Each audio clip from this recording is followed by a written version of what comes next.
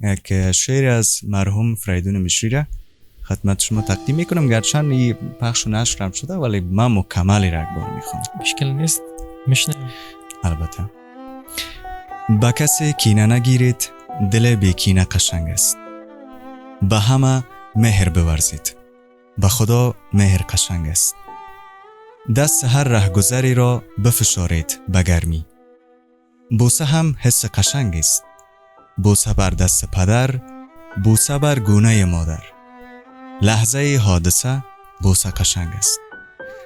بفشارید به آغوش عزیزان، پدر و مادر و فرزند.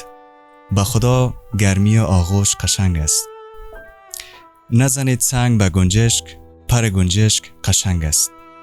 پر پروانه ببوسید، پر پروانه قشنگ است.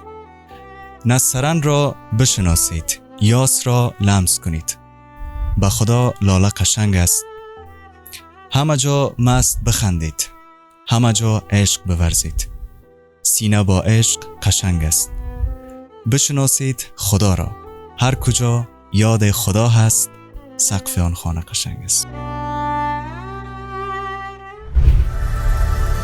رمز و راز، آن سوی گفتگو.